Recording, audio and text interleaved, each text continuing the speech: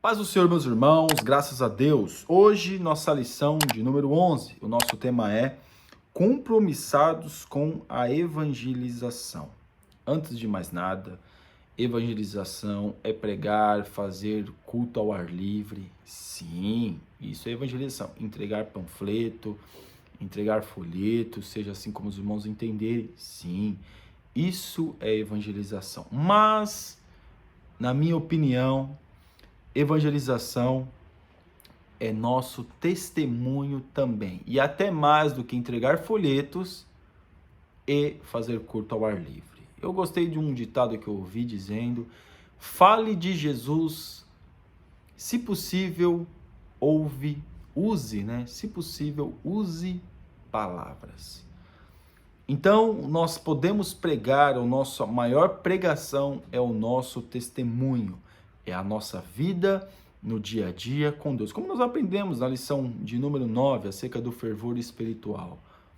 Então, aqui no nosso texto áureo, Romanos, capítulo 1, versículo 16, porque não me envergonho do evangelho de Cristo, pois é o poder de Deus para a salvação de todo aquele que crê, primeiro do judeu e também do grego. Então, nós não podemos nos envergonhar do evangelho que pregamos. Será que o Paulo ficava pregando o evangelho 24 horas por dia, falando? Claro que não. Ele andava na presença de Deus e dava bom testemunho acerca da presença de Deus.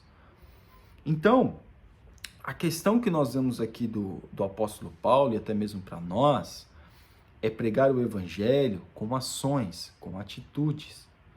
Porque esse é o poder de Deus. E nós não podemos se envergonhar daquilo que Deus está nos proporcionando. O quê? Viver na presença de Deus. Irmãos, eu sei que às vezes a pessoa trabalha em determinado lugar. Agora, nós estamos falando para pessoas adultas que já têm uma vida, que trabalha, que estuda, pessoas que já têm uma certa autonomia, já sabem o que quer da sua vida. Não podemos, irmãos, achar que nos envergonhar de ter Deus na nossa vida, nos sentindo pleno e abundante. Como um exemplo, dar risada de piada suja, colocar coisas que não convêm nas redes sociais, compartilhar coisas que não convêm.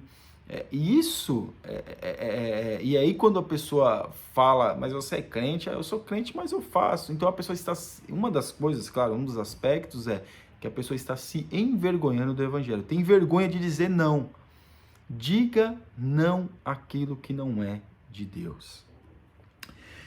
A nossa verdade prática, a nossa responsabilidade para a salvação de todos os seres humanos, mediante o evangelho de nosso Senhor Jesus Cristo, nos torna servo de todos. Nós somos servos das pessoas, servos de Deus, e claro, para servir as pessoas. Em que sentido? Interceder pela pessoa, falar de Jesus para a pessoa, estar na presença de Deus, para que através da presença de Deus na nossa vida, as pessoas possam ser alcançadas. Esse tem que ser o nosso alvo, o desejo do nosso coração, para que o evangelho venha cada vez mais se propagar neste mundo. E aqui na nossa leitura bíblica em classe, que está em Marcos 16, 14 ao 20, diz assim: finalmente apareceu aos 11, e estando eles assentados juntamente, e lançou-lhes em rosto a sua incredulidade e dureza de coração, por não haverem crido nos que tinham visto já ressuscitado. E disse-lhe: ide por todo o mundo, pregai o evangelho a toda criatura. Irmãos, por isso que nós falamos no começo, pregar o evangelho não é ficar falando. Pregar o evangelho é pregar o evangelho. E eu gostei muito dessa ilustração. Eu acho que é interessante nós refletirmos sobre isso. Se possível, use palavras. Então, a determinação de Jesus é pregar o evangelho, é falar de Jesus. Claro, falar de Jesus, nós precisamos falar. Não é querer ser crente, como diz um pregador, crente é agente secreto, irmãos. Ninguém sabe que você é crente onde você trabalha, ninguém sabe que você é crente onde você estuda, nos lugares que você frequenta, e aí acaba fazendo com que a pessoa, assim, dá a entender que a pessoa tem vergonha do evangelho.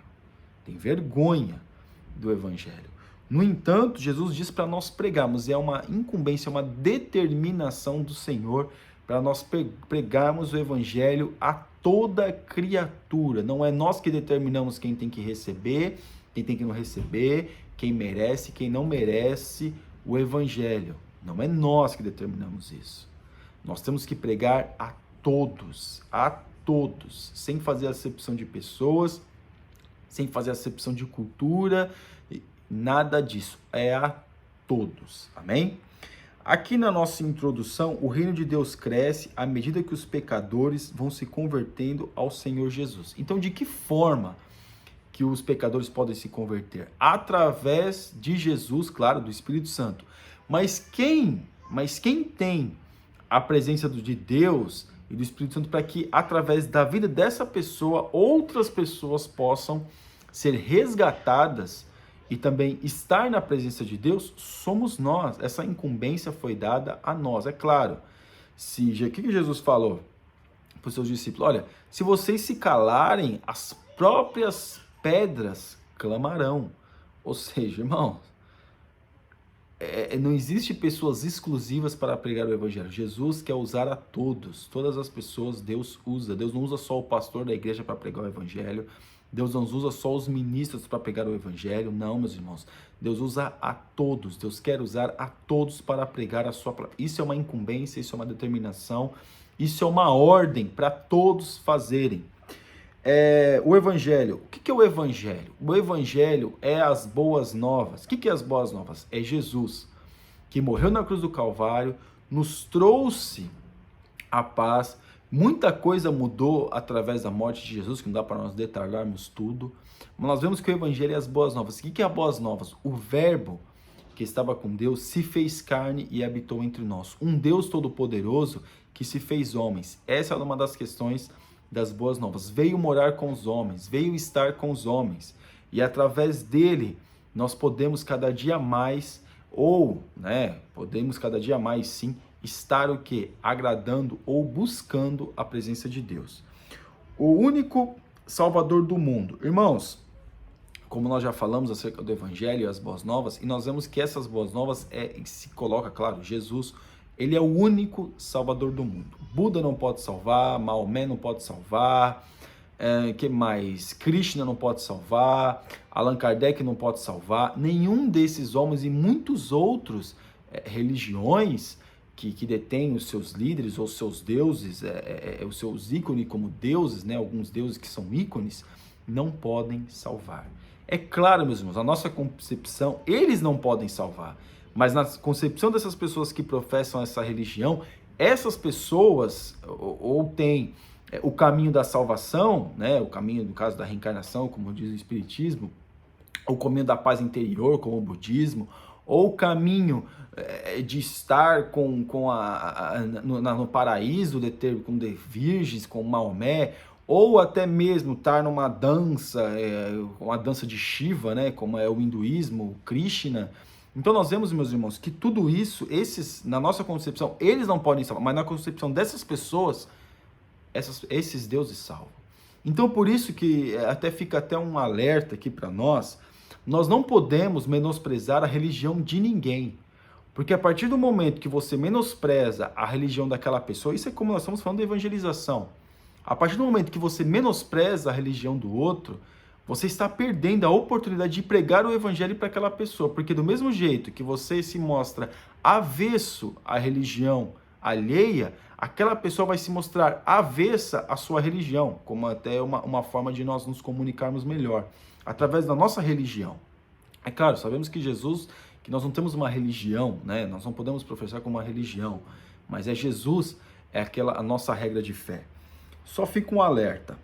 Uma agência legítima. O Senhor Jesus contribui à igreja como única agência no reino de Deus na terra, encarregada para anunciar essas boas novas de salvação. Irmãos, nós somos encarregados de pregar o evangelho.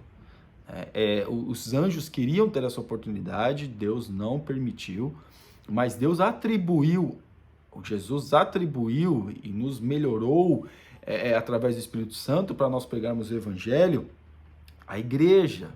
O investimento que Jesus fez na igreja é muito grande para quê? Para que outras pessoas possam ver a diferença. Ah, mas infelizmente, irmãos, infelizmente, com uma dor no coração, claro, é uma verdade que a igreja em si é tanto escândalo dentro da igreja, tanto escândalo, que muitas pessoas acabam ficando avessas ao evangelho, não avessas ao evangelho, mas avessas àquelas pessoas que professam o evangelho. Infelizmente, irmãos. Mas mesmo com tudo isso, nós temos que ser íntegros, nós temos que buscar a Deus, nós temos que praticar o fervor espiritual, como nós já aprendemos nas lições passadas, na lição 9. Nós temos que estar na presença de Deus. Se aqueles homens, se aquilo ou aquele outro quer fazer, que faça, mas eu não vou dar brecha para que essa pessoa não venha ter a opção de estar na presença de Deus. Mas foi atribuído à igreja. É claro, irmãos, existe a igreja verdadeira, aquela igreja que vai subir para o céu, é aquela igreja que vai estar em encontro com Jesus. Claro, meus irmãos, nós sabemos que dentro da igreja Deus vai tirar uma outra igreja para levar para seu reino. Jesus morreu para salvar todos os seres humanos, né? A nossa teologia, claro, nós entendemos que Jesus morreu por todos. Por todo mundo. Jesus morreu por todo mundo. Para todo aquele que nele crê, Jesus morreu. Só temos que crer em Jesus. As pessoas só têm que crer em Jesus para que venham estar na presença de Deus. Não existe limitação. Por quem Jesus morreu? Uma expiação limitada, como está detalhando aqui, é como existe uma outra teologia que diz que Jesus morreu pelos eleitos. Jesus não morreu pelos eleitos. Não existe eleito no reino de Deus. Jesus sabe quem vai ser salvo e quem não vai ser. Claro, meus irmãos, ele é onipotente, onipresente, onisciente, ele sabe de tudo. E Deus sabe de tudo. Mas nós não sabemos. É por isso que nós temos que buscar a Deus, falar para as pessoas acerca de Jesus, para que as pessoas venham ter a oportunidade de serem salvas. Então Jesus não é limitado. O sangue de Jesus não é limitado. Jesus morreu por todos. Mas sim, a expiação é ilimitada. Isso significa que Jesus morreu por toda a humanidade, sem restrições. Por toda a humanidade, sem restrições. Sem restrições. Ele não é mais, gosta mais daquele ou daquela. Mas Jesus, Deus colocou um povo, escolheu um povo para poder, então Deus tem preferência. Deus não tem preferência, Deus escolheu aquele povo para que através daquele povo pudesse evangelizar outros povos. Deus escolheu a igreja para que através da igreja pudesse evangelizar outros povos. Outros povos. E nem todos os hebreus foram salvos, nós sabemos disso, que muitos se desviaram até mesmo no deserto, e nem todo mundo que está na igreja, meus irmãos, a gente não tem ninguém para julgar, para dizer que é o que não é, vai ser salvo. Mas, o que nós vemos? Que essa oportunidade todos têm de estar na presença de Deus. Então, a evangelização local e transcultural. Evangelização é o ato de comunicar as boas novas de salvação a todas as pessoas por meio de palavras. E é o que Jesus fez, nos mandou que fizéssemos também. Então nós temos que falar em Deus, nós temos que falar de Jesus a todos os povos, a todo mundo. Claro, existem culturas diferentes, irmãos, muita gente mesmo. Neste mundo é muita gente, é muita cultura, é muita coisa. Antigamente a gente não tinha noção do como que era alguns lugares do mundo, né? Alguns lugares da Terra. Hoje nós temos a noção, quando a gente acessa, é claro, meus irmãos, o YouTube também é bom. É bom para nós, às vezes, adquirirmos e enriquecermos a nossa cultura. Mesmo não podendo ir em determinados lugares, não temos condições financeiras para ir, mas através de vídeos de pessoas que moram em determinados lugares, que fazem viagens, que conseguem gravar algumas pessoas, gravar comidas típicas, a gente consegue ter uma noção da diversidade cultural que nós temos no mundo, na Terra. Nós temos muita diversidade. Mas aqui, na parte 2, missões. O trabalho do missionário é evangelizar entre as pessoas de cultura diferente da nossa. Irmãos, essa é a questão, né? a gente adaptar, vamos dizer assim, aquilo que nós entendemos, o que é Deus, o que é Jesus, o que é a palavra de Deus, a uma outra cultura para que as pessoas possam entender. Porque Jesus ele usou de parábolas, falando daqueles dias, para as pessoas que tinham aquela realidade ali naquele momento, para as pessoas entenderem melhor. E não é a mesma coisa de hoje. Jesus fala das parábolas que a gente não vê um carneiro, não vê um camelo, não vê certos animais que descrevem na Bíblia, ou situações que tem na Bíblia, nós não vemos no nosso dia a dia. Mas nós conseguimos entender porque o acesso à informação é mais fácil para nós hoje. Então nós conseguimos trazer para os nossos dias de hoje. E uma questão da cultura é que tem cultos aqui em Portugal, tem muitos africanos aqui, e tem cultos que eles dançam o culto todo, irmãos, eles estão dançando. Eu particularmente nunca fui, mas já ouvi relatos de pessoas que já foram, que eles dançam o culto todo. É uma igreja pentecostal, às vezes é uma Assembleia de Deus, uma igreja tradicional, mas na cultura deles, o culto deles é dança, é movimento, é isso. Essa é a cultura deles. Ninguém está falando que é pecado, que não é, porque essa é uma cultura. Eu estou citando a igreja. Isso é uma cultura do povo africano. Porém, o povo brasileiro já tem mais aquela questão. Algumas igrejas dançam, outras não. E claro, meus irmãos, mas é tudo que... quando nós falamos de evangelização, nós temos que evangelizar a todos. Nós não podemos, meus irmãos, ficar criticando. Eu acho que é uma questão muito séria hoje, é ficar criticando a igreja dos outros, se é comunidade, se é reformada. A gente não pode criticar a igreja de ninguém e nós não podemos principalmente criticar a religião de ninguém, mas é espírita, é macumbeiro, é católico, adora, é satanista. Não podemos criticar ninguém. Nós não podemos ficar, quando vai conversar com uma pessoa, você vai para o inferno porque você fez isso. Isso não é evangelização, meus irmãos. Isso é outra coisa, menos evangelização. Evangelização é nós conversarmos com a pessoa, entendermos, é muito bom, se você tiver condição de aprender sobre outras religiões, de outras culturas, principalmente religiões, é muito bom. Porque quando você for conversar com uma pessoa dessa, você consegue ter assunto com ela. E consegue mais ou menos entender por que ela pensa daquela forma. Isso é muito importante. E aqui na parte 3, o desafio de hoje. Jesus disse, o campo é o mundo. Ele não disse que o campo é Jerusalém. Ou seja, o campo não é a igreja. Né? A igreja, claro, às vezes Deus trata com mais intimamente com as pessoas, pelas suas displicências, por algumas coisas que cometem. Mas a gente não tem que ficar pregando só para nós mesmos dentro da igreja, não, meus irmãos. Colocar uma roupinha boa e dizer que é crente, querer dar bom testemunho dentro da igreja. O nosso testemunho e o nosso linguajar e a nossa vida, sem dar escândalo, tem que ser do lado de fora da igreja. Essa tem que ser a nossa visão. Não dentro da igreja, somente, claro, mas fora da igreja, principalmente fora da igreja. Então nós temos que ter a noção, meus irmãos, que a nossa vida de evangelização tem que ser uma vida contínua. E de que forma? Dando bom testemunho, dando bons exemplos. Amém? E a nossa conclusão. A Bíblia afirma que não existe salvação sem Jesus. Ele mesmo declarou, eu sou o caminho e a verdade e a vida. Ninguém vem ao Pai senão por mim. Essas boas novas são o poder de Deus para a salvação e libertação disponível a todos os povos. Mas há necessidade de alguém para levar essa mensagem de vida. Já faz quase 2000 anos que os cristãos vêm pregando essa mensagem e ela continua a cada dia uma mensagem nova. Não somos ninguém para dizer quem tem que ser salvo e quem não é. Se a pessoa aceitou Jesus e por interesse quis se desviar ou deixar, isso não é problema nosso. O que nós temos que fazer é a vontade de Deus. Mas aquela pessoa não vai aceitar, vou jogar pérola aos porcos. Quando falar pérola aos porcos é outro sentido. Às vezes a gente quer aplicar o sentido que a gente não gosta de determinada pessoa, que a gente não vai com a cara daquela pessoa e não queremos pregar o evangelho àquela pessoa. Mas nós temos que dar e pregar o evangelho a todos. Amém? Que Deus abençoe os irmãos em nome de Jesus. Fique na paz. Você ainda que não é inscrito no nosso canal, olha, está convidadíssimo a se inscrever. Que Deus te abençoe.